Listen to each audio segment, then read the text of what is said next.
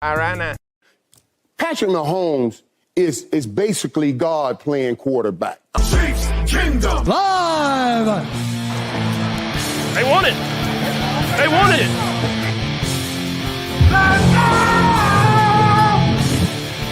And when it's grim, be the Grim Reaper. We'll go get it. That's a different tier right there, baby. Yeah, we're not having a snowball fight.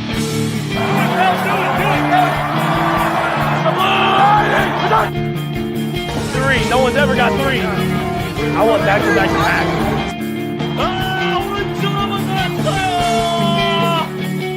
The Lombardi Trophy has a red and gold reflection. Touchdown! Kansas City! One of the greatest duos in the history of the National Football League. Patrick Mahomes to Travis Kelce. That's good. Do it right. You gotta fight for your right to fight. It'll get handled when it gets handled. Howdy, Chiefs Kingdom. It's Wednesday. It's 8 o'clock. It's Chiefs Kingdom Live. Thank you so much for joining us. Real quick, if you wouldn't mind, before you forget, make sure to click or tap that like and click or tap that subscribe. Tell some friends, tell some family members, tell some Chiefs fans. Help spread the word. We sure appreciate it. Got a good show lined up for everybody tonight. Chiefs are undefeated going into the bye week. First time being 5-0 since 2018, which was kind of surprising when I heard that, actually. Some slow starts to start the years here, sprinkled in there. So we'll talk about the game against the Saints. We'll talk about the Chiefs being undefeated, where they stand in the AFC, maybe some other news goings on around the league. Sure appreciate everybody watching tonight in lieu of the Royals-Yankees Game 3 ALDS. It's going on right now. I believe that game's tied 2-2. So Nick's got his Royals shirt on. It's really good to see everybody in the chat. Looks like we got Brenda in here. Looks like we got Big Bry.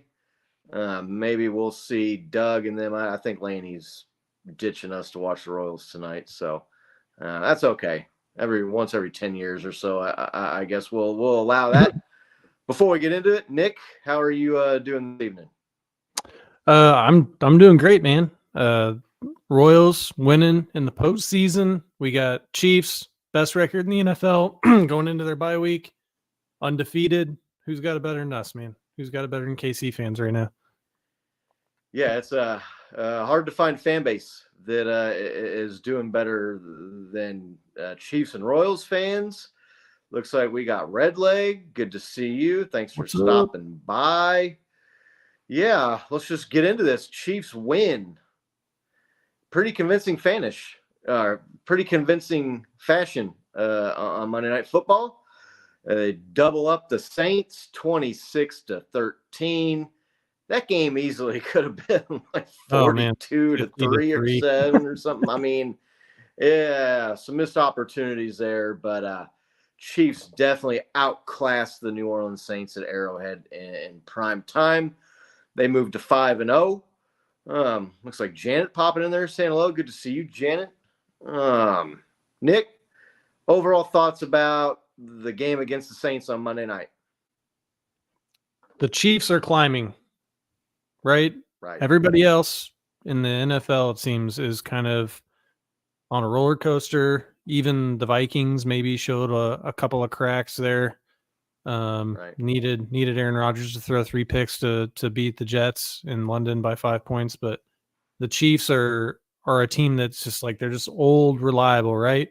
It's like that car that you've had for 15 years and it's all beat up and it's got some rust spots and maybe it's got a trick door, but you know what? Every time you get in it, whether it's rain or shine or cold or hot, like, the damn thing just starts up and it gets you to work, man. And that's the way the Chiefs are going. And it's, I mean, their B game or D game even looks like it's as good or better than everybody else's A game. So, I mean, that's really what I saw in that game overall. Yeah, no, the Chiefs are definitely beat up and banged up and got some rust spots right now. they've lost Rashee Rice. We'll talk about that news earlier. Looks like he's not going to play football again this year, which really sucks for that guy. He was turning it on this season and looked to be just like an absolute dog out there. Oh man. Lose Hollywood Brown before the season starts. You lose Isaiah Pacheco to the big injury. He's out a month or longer. They keep winning. They outclassed the Saints in that game. I mean, we'll talk about the defense and the offense, but there was no doubt who the better team was. It was a 3-point game in the fourth quarter, but it was never really that close. The Chiefs go down and answer right away. So yeah, you talk about their B game, right, being just that much better than everybody else. You look at some of these other teams outside of the Vikings, who are the other undefeated team in the NFL, but I mean, you look at the Bills and they look scorching hot, and then they just lose and get whipped on a couple times in a row. Defending NFC champions and 49ers, they lose a couple of key players, and they're sitting at 2-3 and in third place in their division, looking up at the Seahawks. Yeah. Chiefs, they just keep rolling and 5-0. I know when we did the season predictions and the records and we looked at the schedule ahead of time, I want to say we all kind of thought that the Chiefs would be 4-1, maybe going into the bye week, hopeful for 5-0, but you could have seen them getting tripped up by the Ravens or the Bengals in one of those first two games, maybe on the road at the Chargers, right? Yeah. Especially when you see the injuries have piled up, and next man up, they put a stat thing out today, a graphic, next men up with Kareem Hunt and Juju Smith-Schuster, which we'll talk about it. So yeah, to me, it was just watching the Chiefs in that game against the Saints, who led the league in scoring going into that game. They were 2-2, but they lost a couple tough games back to back after starting 2-0 and looking like maybe the best offense and the best team in the NFC, certainly up there in the conversation with the Vikings. And Chiefs just dominated on both sides of the ball, really. Let's talk about, you want to talk about defense or you want to talk about the offense first? I feel like we start talking about the defense first every week. What do you want to talk about first? Yeah, I don't care. We could talk about the offense. I mean, there's a lot to talk about on the offensive side of the ball this week, right? Right. Yeah, Kareem Hunt comes in, not his first game back with the Chiefs, but last week's game was kind of like, you get those new shoes and you're kind of breaking them in, right, and seeing how they feel. And then this last game, he was just a workhorse, man. He had 27 carries, over 100 yards. The guy was catching passes out of the backfield. He scored a touchdown. Kareem Hunt, Nick, what did you see out of him? How much does he still have it? And do you think it's sustainable long-term moving forward?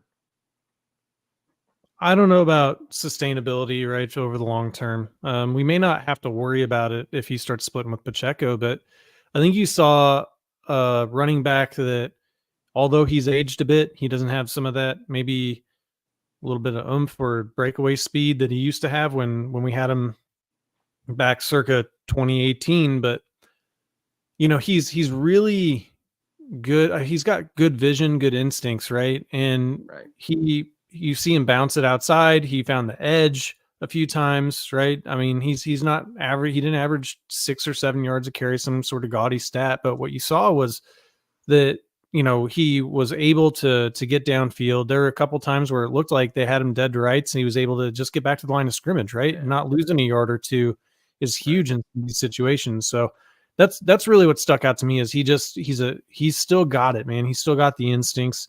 And he's to me, a starter level, back the way he's playing, if he can continue that sort of play for, the rest of the season. Yeah. I mean, he came in and started for the Chiefs, right? And yeah, like one of the better backs. I don't know if I want to say in the NFL, but I mean, he's up there over 100 yards. I know the yards per carry was a little bit down, but part of that was because he had, I want to say, 6 or 7 or 8 carries there towards the end of the game where it was obvious the Chiefs were wanting to run clock and were running the ball. And the defense knew it. The Chiefs knew it. Everybody in the stands there at Arrowhead, right in the seats, knew that the Chiefs were going to run the ball. So he got stuffed there at the end a few times, which kind of dragged that yards per carry down. But yeah, you mentioned that about just his vision and like kind of just like a natural feel for the game. He got the edge on a couple of plays, on a couple of those toss sweeps there. A couple of runs up the middle. He had a little bit of patience, but didn't wait around too long, right, and get tackled in the backfield. He found a little crack and wiggled through there and at least was able to pick up a couple yards. But there were several times there on first down where he ran the ball and got 4 or 5 or 6 yards and set the team up, in second and short. And that's something this offense had kind of been missing a lot, especially with the run game and the runs up the middle. Maybe, like you said, some of that breakaway speed isn't quite there. There was also a couple of plays where he got into the open field and was taking on a tackler and lowered the shoulder and kind of got stoned and got tackled right there. Prime Kareem Hunt would have ran those guys over and kept on going. So, I mean, he's lost I don't want to say he's lost a step, though. I mean, he might have lost a half a step, right? The guy looked shifty. He looked good. Yeah. The main thing that was going through my head watching that game was, how is Kareem Hunt not on a team already? How is he just sitting around and watching the games on the couch? That's the old cliche that people like to say, right, about guys that aren't signed. Watching the games on the couch, he comes in his second week, leads the best team in the NFL to another victory. Team sleeping on Kareem Hunt? Do you think if he's on another team, maybe he doesn't look as good? Is there some extra motivation, a little extra juice coming back to the old squad? What do you think? Yeah, I think winning's contagious. I think that we have a really good coaching staff.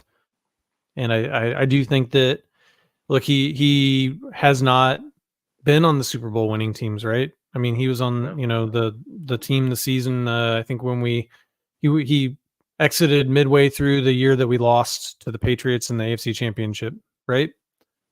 So, right, yeah. Yeah. So, he wants a Super Bowl ring on top of everything that you said. And so I think that all feeds into it. Look, the Chiefs are just kind of on this like epic run of picking guys up that other teams are casting off and showing that they can get performance out of them. And Kareem Hunt's just another one of those guys. I don't know. I mean, it's almost like this. We've got this Midas touch right now where everything that we're touching is turning to gold. It is hard to believe that the way that Kareem Hunt was running against a good Saints defense, right? I mean, the Saints defense is not like a bottom tier unit, that he wasn't on a roster somewhere, even, as like a backup or something. So I don't know. Yeah. It's the, especially where you brought up like short yardage, right? I mean, he's able to get short yardage where we've struggled. And he's able to, I saw a series where it was 1st and 10. We handed off to Kareem Hunt. It was, second and whatever. We handed off to Kareem Hunt. It's 3rd and 2. We handed off to Kareem Hunt and we get a first down. I can't tell you the last time I saw the Chiefs do that with a running back. Right. And no disrespect to Isaiah Pacheco, but it seems like we just get stuffed in these short yardage situations. And it seems like he's able to maneuver where other backs maybe haven't. So. Yeah. We talked about what our expectations were of him when the Chiefs picked him up, where we thought he could really help. And we talked about short yardage, and we talked about it. The guy has a nose for the end zone, right? Yeah. That was highlighted. Both of those characteristics were on the 1 yard touchdown run. That was not an easy play, right? I mean, he didn't sprint right into the end zone standing up or get pushed in a pile into the end zone. I mean, he's down and he was able to keep the knees up and keep the legs and the toes churning and get that little lunge to get that ball across the goal line. Short yardage and being able to get in the end zone, that is something that this team has been needing. It's something that he was good at when he was here the first go around, and he showcased that he still has that in his game, right? He's still got that in his arsenal. So it was really good to see that come back. For him to score the touchdown in Arrowhead, and you could hear the crowd just went absolutely nuts on the television. Oh yeah, when he scored. Just what a great redemption story for that man. Look, we all know what led to him getting kicked off the team, and the behavior. No one's condoning what he did or the way he acted. But I will say about Kareem Hunt, every interview I've seen where someone asked and talked to him about that, he took accountability. He didn't try to blame somebody else, right? He said, yeah, no, I did it, and I wasn't truthful and forthcoming. I shouldn't have done it. I saw someone was talking to him the year the Chiefs went to the Super Bowl, and he was just like, I should be in the Super Bowl. I should be getting ready to play in the Super Bowl right now, and I blew it, and I cost myself that opportunity. He didn't blame the Chiefs. He didn't blame the situation, the friends he was with, that he was drinking, anything. The guy is owned up and took personal accountability for it and responsibility for his actions. From all accounts, it sounds like he's learned and improved his life and is making better decisions. So for him to come back and score that touchdown at Arrowhead in prime time in front of, I haven't seen the numbers, but the viewing numbers for the Chiefs games this year are just absolutely astronomical. Yeah, they're up there, man.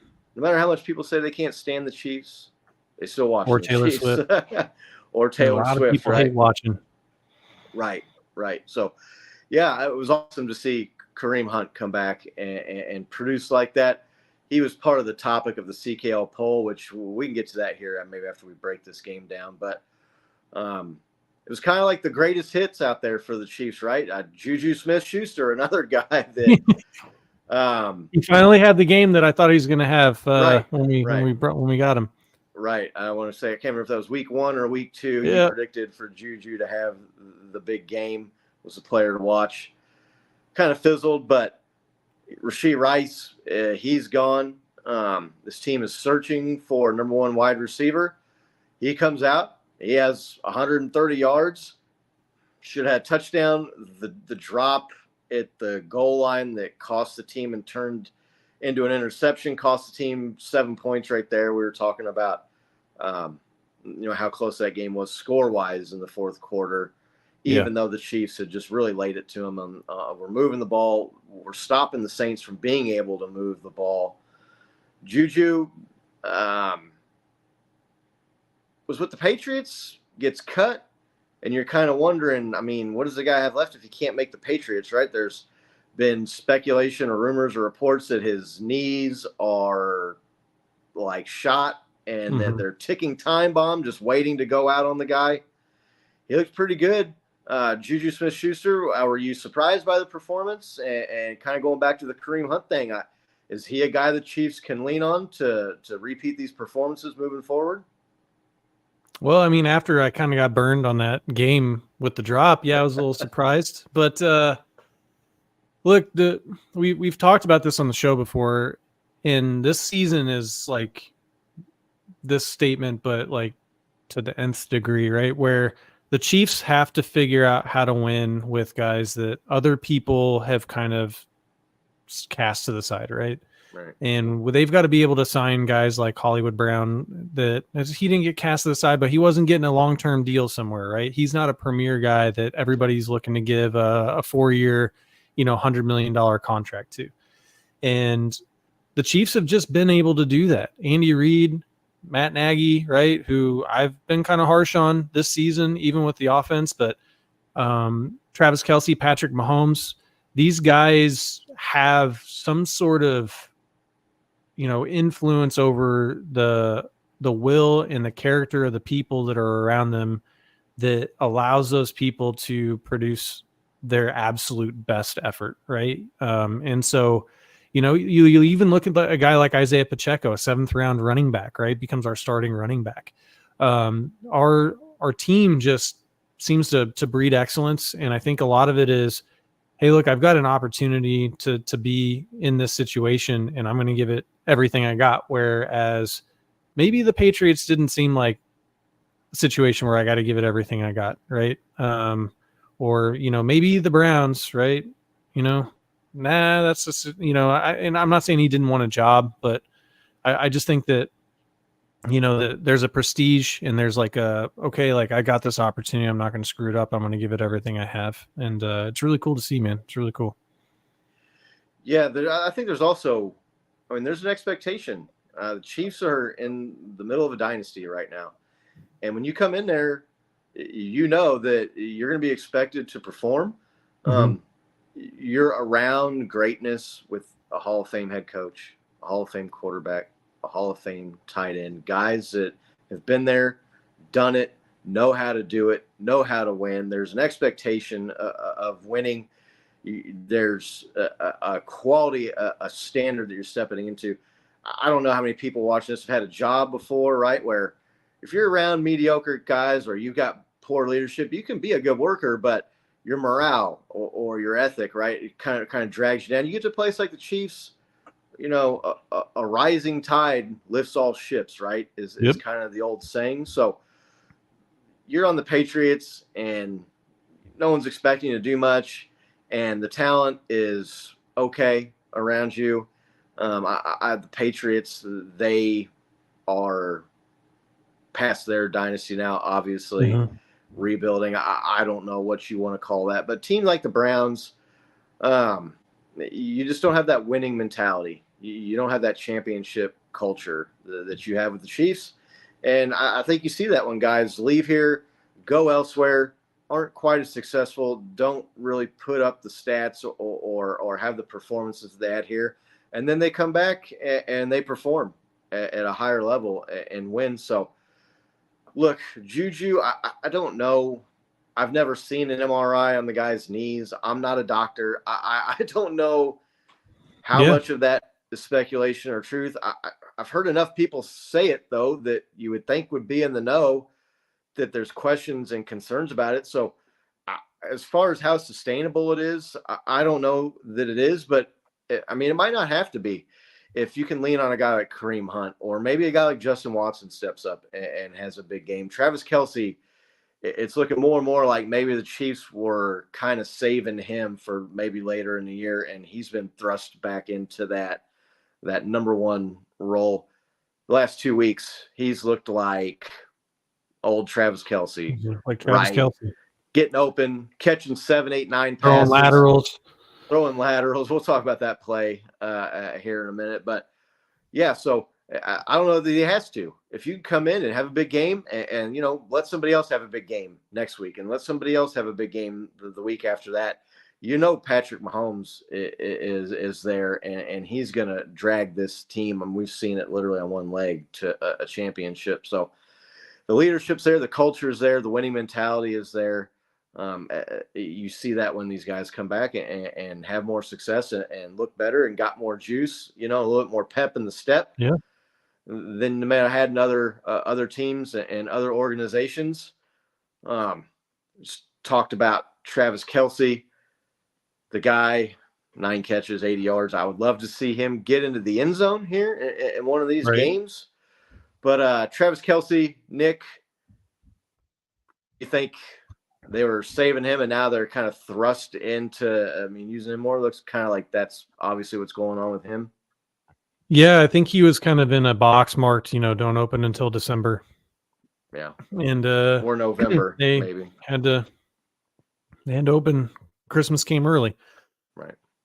And you've seen him insert himself into the offense more, right? There you can tell that they're just looking for him more. The plays are designed to go to Kelce, so I think it's pretty obvious that he was on a pitch count.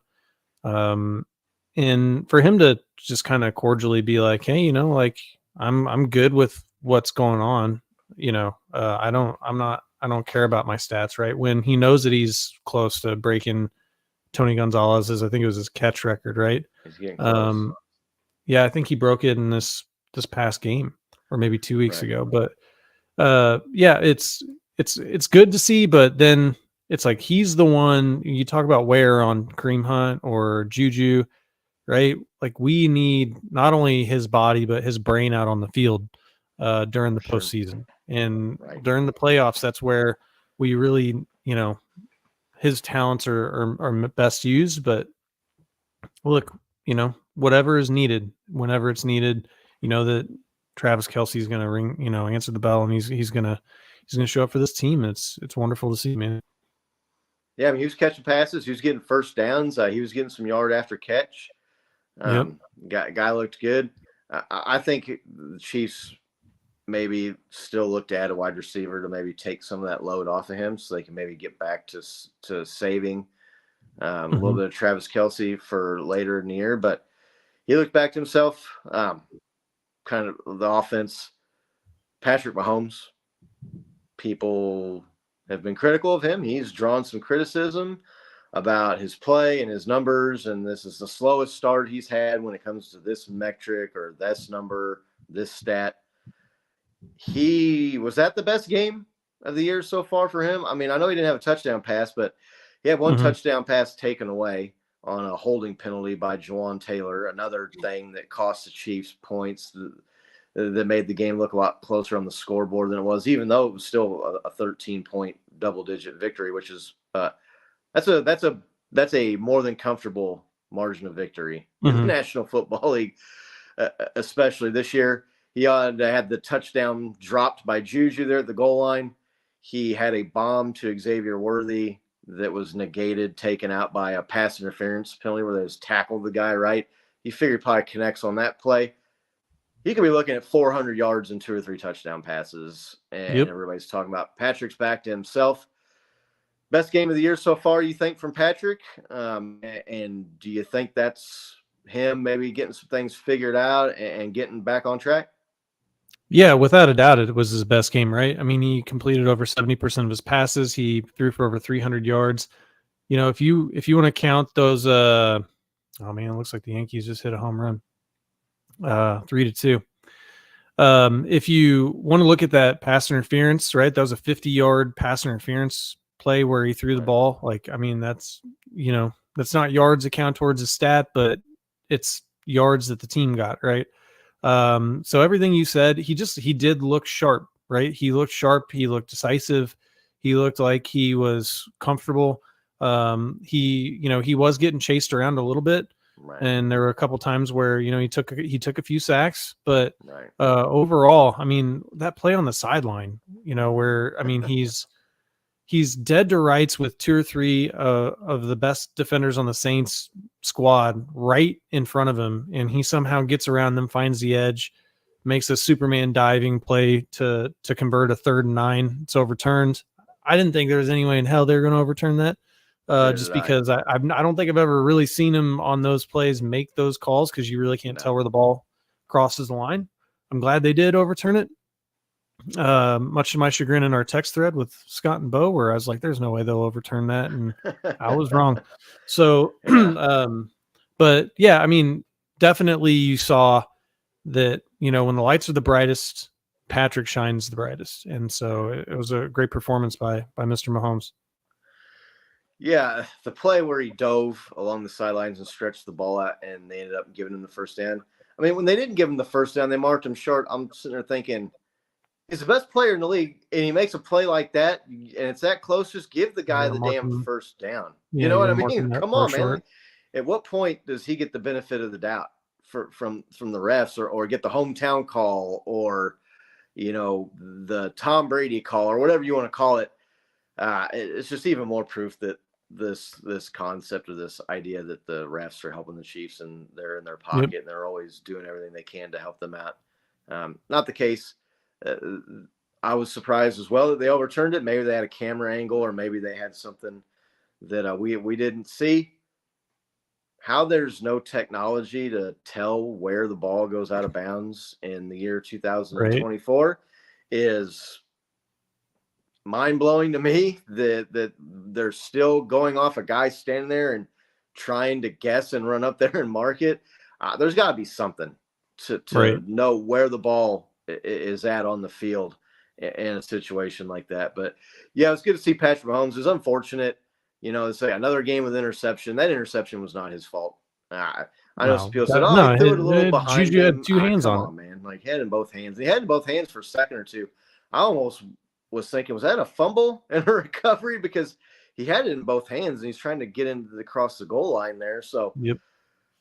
Patrick Mahomes, I think you see him start putting up some of the gaudy stat lines and some of the numbers, especially if you got a guy in there like Kareem Hunt that is maybe drawn some more looks from the defense and keeping them honest. I know Isaiah Pacheco it was doing a good job of running the ball and kind of started catching the ball out of the backfield, but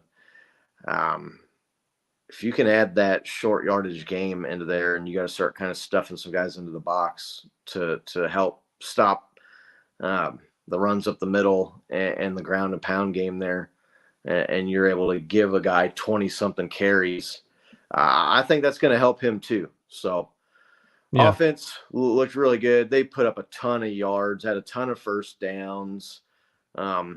They had the one turnover. You'd like to see them have a game where they don't have a turnover or a penalty that takes away a touchdown.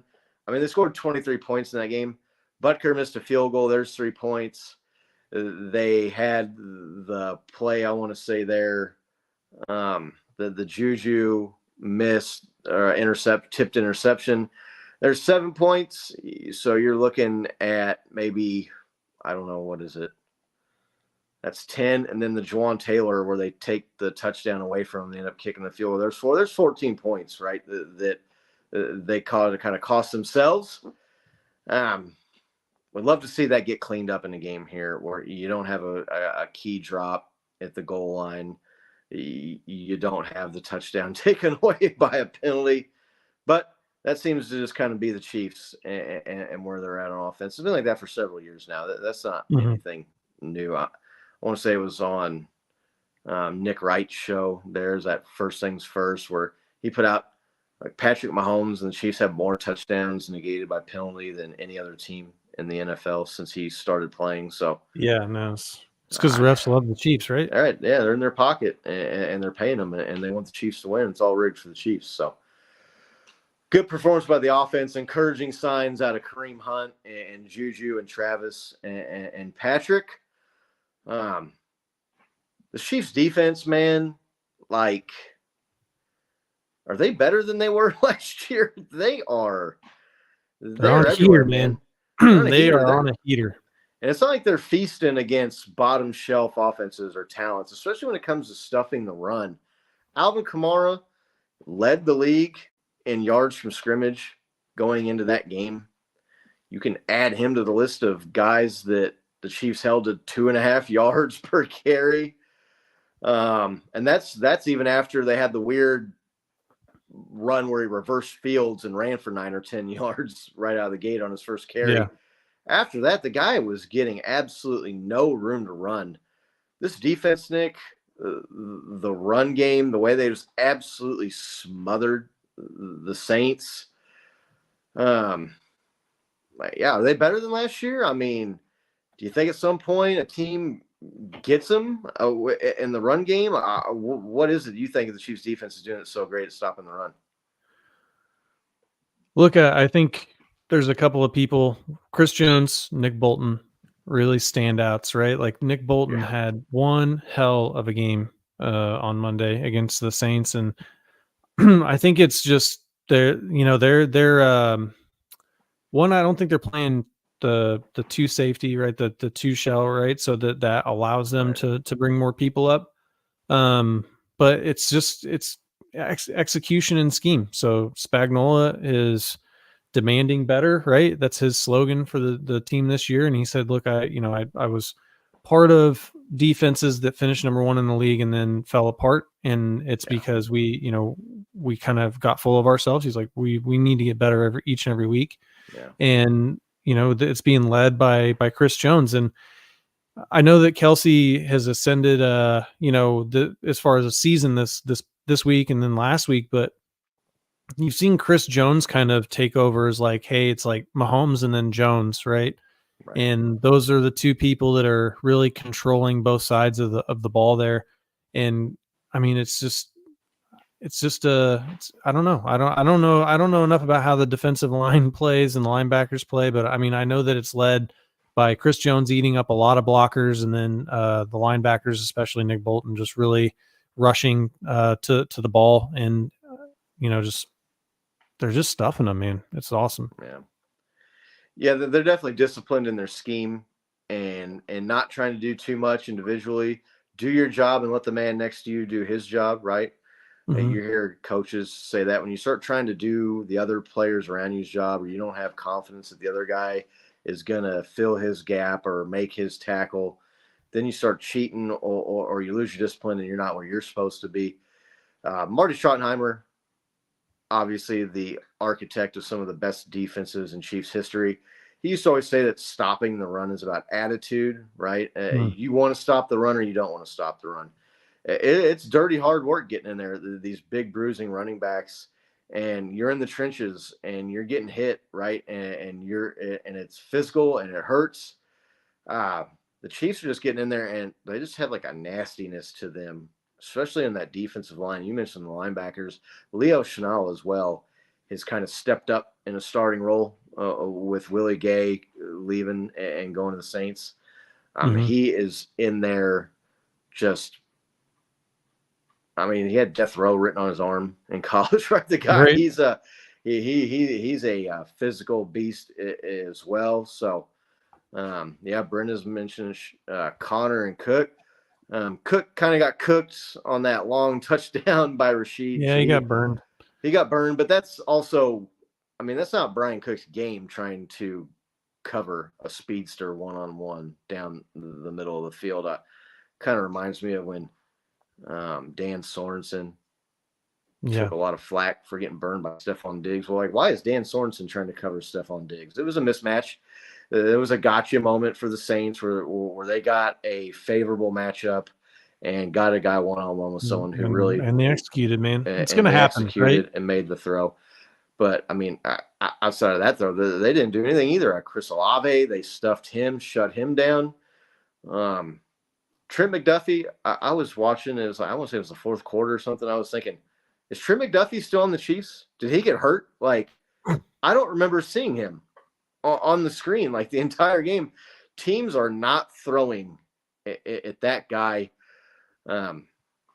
Still, one of the most amazing things to me is that he does not have an interception, right? He's locked down as that guy is. But in addition to just the defensive front pressuring the quarterback, stuffing the run, not letting him get any of those yards there in the running game, the secondary, Jalen Watson has stepped up. And you're talking about, Brendan just mentioned Connor and Cook. Mm-hmm. There's kind of some wonder about what would happen to this secondary with the departure of L'Jarius Sneed. You lose I know he wasn't voted an all-pro or a top 100 NFL player, but the guy was the best cornerback in the NFL last year. It looks like they're just picking up where they left off last year. And like I said, outside of the one long pass that they gave up, which has really not been a problem for them this year, the Saints also, how many bombs did they try to throw, right? Down the field. And they got away with about 1 out of 8? We joked on the Chiefs Kingdom Live X account that looked like Derek Carr was playing 500 out there like he used to play in the backyard when you were a kid, just throwing it up as high as you can in the air and yelling out a number. Chiefs secondary, Nick, are they exceeding your expectations this year? Are they kind of where you thought they'd be? What are you liking about them? Well, I think they're much better, right? We lose L'Jarius Sneed, who was a revelation last season for the Chiefs defense, and really we haven't missed a step too much, right? That touchdown was really kind of the first total breakdown that I can recall this season. Can you think of another? I want to say there was a pass play to Isaiah Likely that the tight end in the Ravens game that was a long pass. Right. Nick Bolton kind of got beat on the play, and then I can't remember who it was at safety. But that totally wasn't overran the guy on the sideline. But it wasn't the guy streaking wide open down the middle of the field. No. But he didn't beat the second. He didn't beat the corners really. No. They didn't tackle him, but he already had the ball. That's my There hasn't been a bevy of long pass plays that have been completed. There almost was one on 4th and 8. Luckily, the guy didn't track the ball very well. But yeah, look, they've been a solid unit, right? And I think a lot of it is that there's pressure up front, and then they have Trent McDuffie has transitioned into that number one corner role, and he's able to lock down the best receivers. And then, it's by committee on the other side of the field, and they've been locking it down, man. It's really impressive to see. It's just, again, the Midas touch, right? Everything that the Chiefs are doing right now seems to just be turning to gold. So, right. Everybody's favorite stat since we put it out on the Chiefs Kingdom Live X account a few weeks ago. Another game where the Chiefs hold the opponent to 28 points or less, stretching all the way back to Super Bowl 57 against the Philadelphia Eagles. If you think about how long ago that was, that's just nuts. And especially with some of the other teams, like teams get blitzed the Houston Texans got blitzed by the Vikings, and the Bills got blitzed and got the score run up on them by the Ravens. And all these top tier teams, they have a game or two at the end of the year where they just get lit up and give up 35, 40 points. Chiefs defense is not let that happen to them in a long, long, long time. I'm trying to think of the guy's name. It's Scott Kazmir, the writer that's I kind of suspect is Patrick Mahomes' burner account. The guy comes to Patrick Mahomes' defense all the time. He put out a number that Patrick Mahomes, when the defense holds the opponent to 19 points or less, he's 45-0 in his career. Look, the Chiefs defense is to continue to hold people under that 20-point mark, that 21, 24 point. Chiefs are going to win a lot of games. And might win all of them. Might win all of them. So Chiefs defense was smothering the Saints. I mean, they were punting. They weren't running the ball. They weren't getting open downfield. They were pressuring Derek Carr. There was the interception on an ill-advised throw from Carr there to start the game. Never changed Derek Carr. I couldn't believe when I heard that he had passed Joe Montana in passing yards. Derek Carr. Yeah, wow, that's wild. Over 40,000 career yards in that game, right? So, right. I would have bet a large sum of money that Derek Carr would not pass Joe Montana for passing yards. It's the old West Coast offense, right? Catch and run and yards after catch. So, fortunately for him, you hate to see anybody get injured, but he goes down with the injury there late in the game. So Saints. So yeah, look, I want to talk about that though. To me, that was one of the dumbest coaching decisions I've seen all season. Like, it's 4th and 8. There's over 9 minutes left in the game. You're only down 2 scores, right? And you instead of punting, you run your offense out there. They're not going to get the playoff. So then you burn your second timeout. Yeah, it was bad. To then bring the offense out again for 4th and 8 that you don't get. And so now you have one timeout, and you've turned the ball over. I mean, and on top of that, your quarterback gets hurt, right? So right.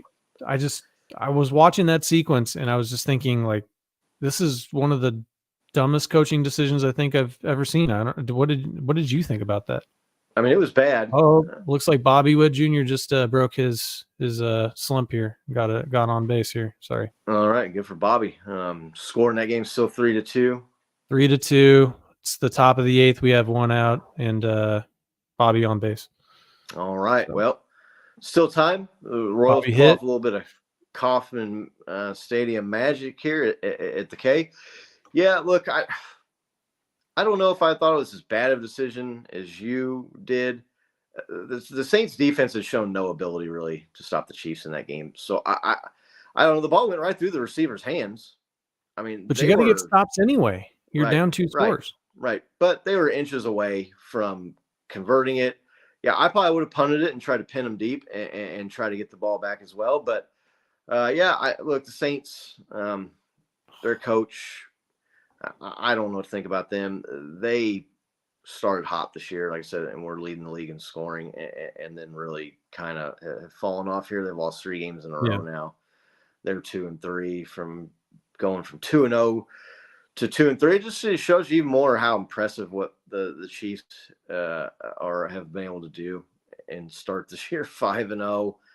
it feels like when you go out there and look outside of the Vikings, every single team in the league is 2-3 or 3-2 Yeah, with head scratching a lot of mediocrity losses. out there. Yeah, with head scratching losses and equally as head scratching wins. Like, how did that team beat this team and then lose that? I mean, the Rams have won one game all year and it was against the 49ers. Like, how does that happen? Although I'll say 49ers, I don't think our man John V is watching right now. Yeah, but, they're showing some cracks right now, aren't they're they? showing some cracks there. It might be a Super Bowl hangover a little bit for that team. I mean, I know Christian Right. McCaffrey's been out, but I mean, the guy's that important to your team that you go from being the number one seed in the NFC to below 500, right? Yep. And look, we've seen the Chiefs start 2-3, 3-3, 3-4, whatever it was here a couple of years. They still were able to rebound and recover. So I don't think the 49ers season's done, but the point remains, all these teams are going out there and have kind of these confounding losses and are hovering around 500. And the Chiefs are sitting there at 5-0. How well positioned are the Chiefs right now in the AFC? I mean, they're 5-0, and they've already got the tiebreaker over the Ravens, who some people are saying, oh, they're the hottest team in the NFL. Are they the best team? Houston Texans, after they beat the Bills, everybody seems to forget that they lost by 30 to the Minnesota Vikings a couple weeks ago. Chiefs are sitting here going into the bye week at 5-0. Is there another AFC team sitting at 4-1 right now? Yeah, the Texans are, right? And Okay. their one loss is to the Vikings. So that's an NFC loss. So, but yeah, you're absolutely right. If you look at the contenders, or the traditional contenders, because not that the Texans aren't, but I mean, the Chiefs are positioned to get the one seed, right? I mean, we'll just see what happens with the Texans. The Texans are, it's looking like they're coming back to earth a little bit. They're still playing good football, right? But I just I was watching their game and I just, it was I mean, CJ Stroud was good, but Right. they needed everything in a long field goal, I think, to win that game. So yeah, and the Bills absolutely choked there. floated. At the You end. had to have one of the worst performances in years by a quarterback, and Josh Allen, right? Salvi got a hit. There we go. Bobby Witt to third. 2 outs in the bottom of the 8th. Let's go. Sorry, man. I know. For all you non-baseball fans out there, I'm trying my best. But you're breaking the rhythm here. That's all right. It doesn't happen very often. It is playoff baseball, so it is playoff baseball. So, yeah, the Texans too. I mean, they beat the Bills, but they were up on the Bills, and they let the Bills crawl back and scratch back into that game, even though Josh Allen was playing terribly. And then the Bills had the ball right there at the end, and I want to say they had like 3 incomplete passes inside their own 5-yard line. Didn't use any time. Yeah. They had just had him bombs away in the end zone after it looked like he was knocked out on the field. Right.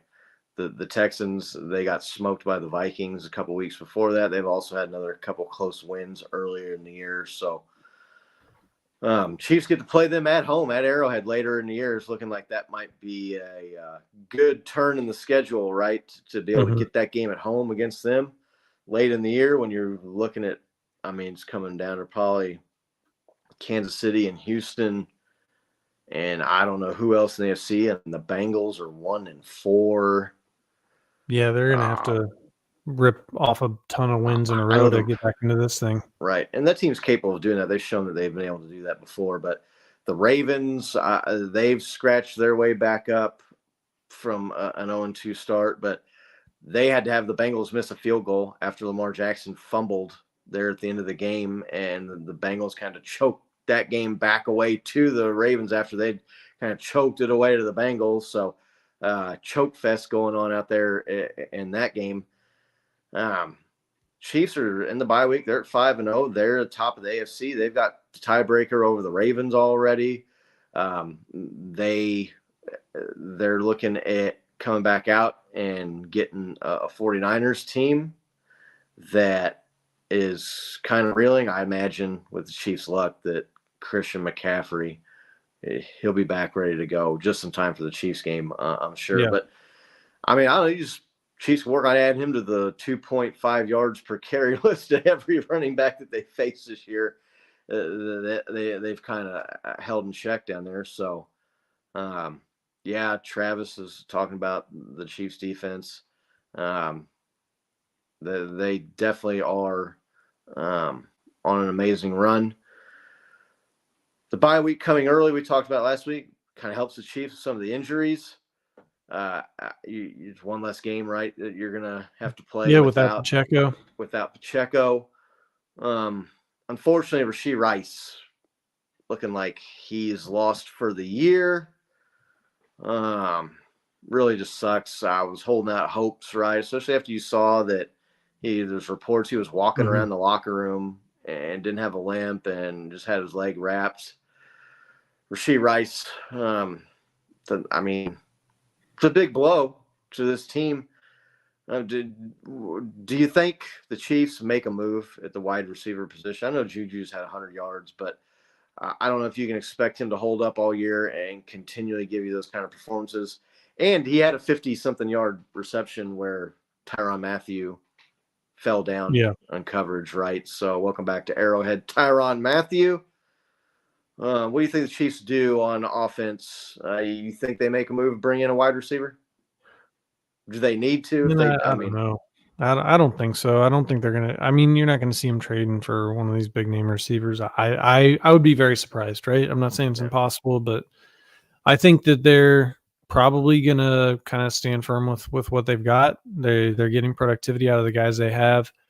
I would really like to see them move Sky Moore to the practice squad and bring up one of the Remigio or Ross, but yeah, I don't think so. I mean, if you think about like what are they going to be able to trade, right? Like so any picks that they trade are going to be late round picks, right? Because they're going to finish. They're going to finish in the top of the NFL, if not win. So, the trade candidates are, nobody's talked about trading Tyreek Hill from the Dolphins, and they probably wouldn't trade him to the Chiefs. Maybe they would, but the Raiders, Devontae Adams, probably aren't going to trade with the Chiefs. No. And Devontae Adams has kind of said he maybe wants to go play with the quarterback he's familiar with at this point in his career. So either the Jets or the Saints, maybe they've got the cap room and are able to facilitate a trade for a guy like that. Yeah, I don't think the Cheetah is coming back here. So yeah, I mean, I don't know. They might sign somebody else, but I don't think you're going to see him making a trade for a receiver personally. No, it's looking. Although I will say, you usually don't see teams trade this early. They kind of let the season play out a little bit more and get closer to the deadline before you start seeing a lot of these trades being made. Sky Moore had the muffed kick return in this game.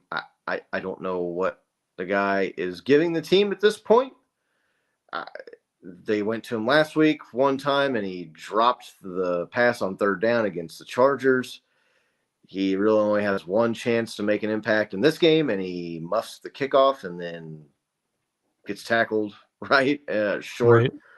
Right. So I don't know what it's got to be. Is it the second round pick? Is that what it is? Are they just that stubborn or bullheaded, unwilling to move on from the guy? I mean, he looks awful and he's given us nothing, right? Yes. I mean, the one time or the two times he's touched the ball this season that I can recall, one was a drop and the other was a muffed kickoff. Exactly. Right. So